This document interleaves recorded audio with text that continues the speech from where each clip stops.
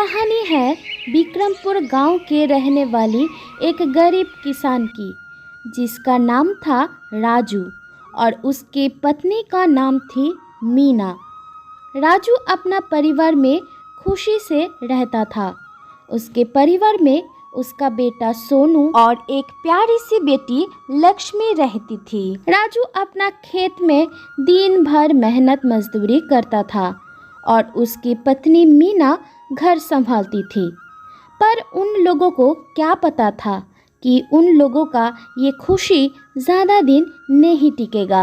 एक दिन राजू खेत से लौट रहा था कि तभी उसको एक सांप ने काट लिया और बेचारा बच नहीं पाया। राजू को बहुत देर हो गया था, घर नहीं आया था, तो मीना को उसका चिंता होने लगा। अरे लक्ष्मी का पापा कहाँ रह गए? अभी तक तो आ जाना चाहिए था। ऐसा तो कभी नहीं हुआ। अब तो सुबह से दोपहर हो गए। हम एक बार खेत के तरफ जाके देखते हैं कि क्या हुआ। मीना यही सोच रहा था कि तभी उसके पड़ोसी रामू उसका घर आते हैं और रोते हुए मीना को बोलते हैं, बहन मीना, हम खेत जा रहे थे कि तभी हम देखते हैं राजू भाई जमीन पर लेटे थे। राजू भाई को सांप ने काट लिया था और वो इस दुनिया में अब नहीं रहे। इतना सुनते ही मीना बेहोश हो गया। कुछ देर बाद उसको होश आया तो घर में गांव के लोग आकर भीड़ लगाया था। मीना को समझ नहीं आ रहा था कि करे तो क्या करे, मगर मीना टूट नहीं सकती थी।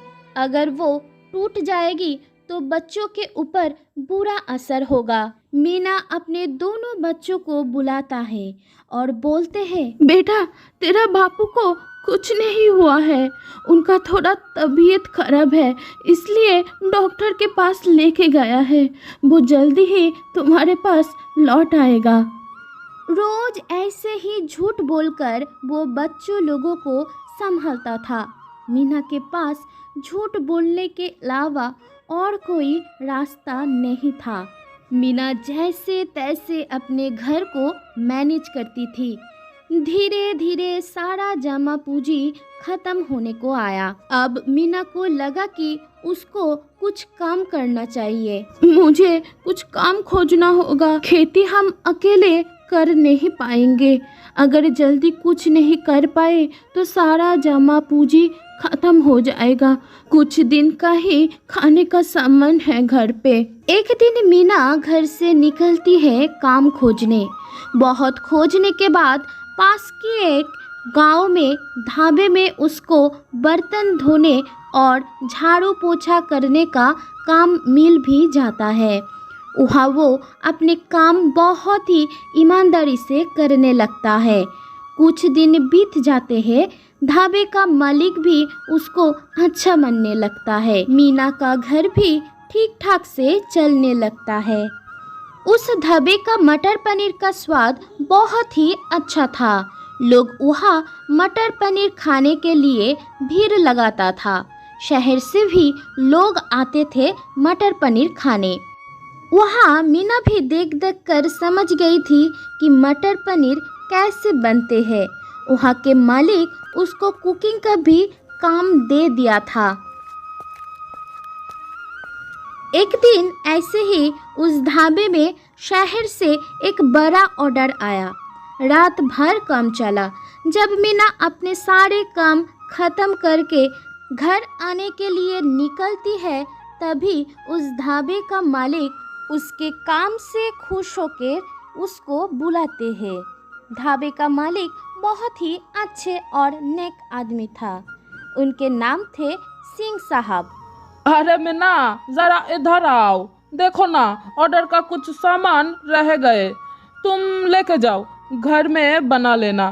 थोड़ा सा ही है और थोड़ा पनीर भी लेते जाओ बच्चे लोगों के लिए, ठीक है? मीना पनीर बनाने वाला मसाला और पनीर लेके वहाँ से आते हैं और घर में आके मटर पनीर बनाता है। अरे मेरा बच्चा लोग, चलो आ जाओ। देखो, माँ आज मटर पनीर बनाया है। वो अपने बच्चा लोगों को पनीर खिलाता है और खुद भी खाती है। जब वो खुद खाया तो तंग रह गया। बिल्कुल ढाबे वाला स्वाद आ रहा था। माँ, बहुत अच्छा बना है, बहुत स्वाद है।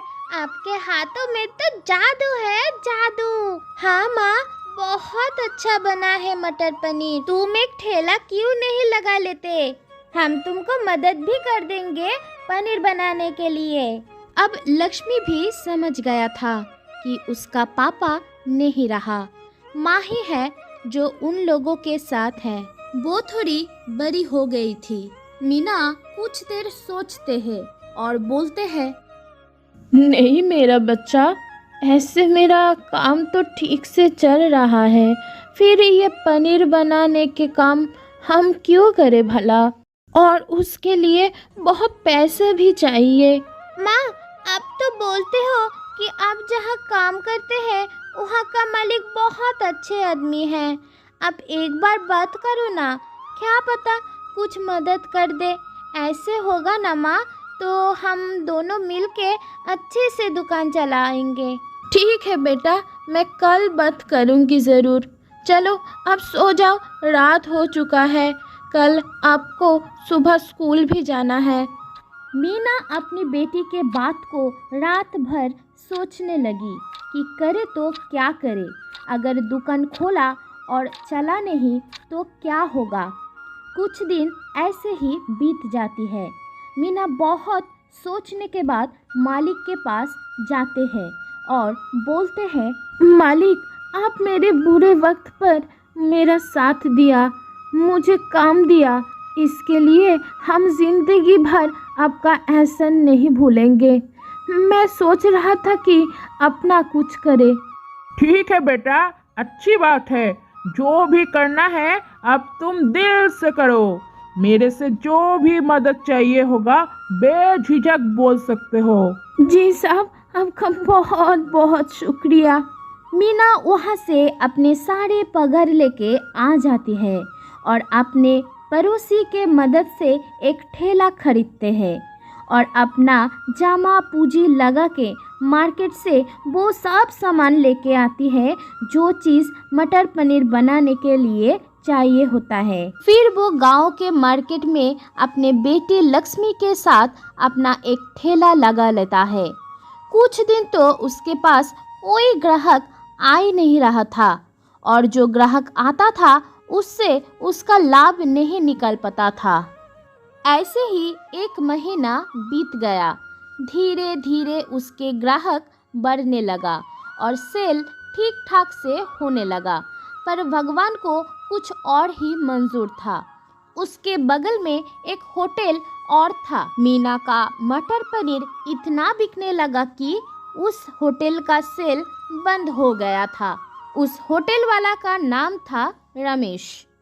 एक दिन रमेश अपना एक नौकर को बुलाता है और गुस्से से बोलते हैं, अरे सुन, उस ठेले वाली का कुछ करना होगा। उसके चलते मेरा ग्राहक कम होते जा रहा है। ऐसे चलते रहा तो मेरा होटल बंद हो जाएगा, ताला लग जाएगा, ताला। कुछ तरकीब सोच, उस ठेले वाली को यहाँ से निकलना होगा, समझा क्या? जी साहब, मुझे पता है कि क्या करना है। आप देखिए आज रात क्या होता है। ठेला ही उसका गायब हो जाएगा, ना रहेगा बांस, ना बजेगी बांसुरी। ठीक है, जो करना है कर।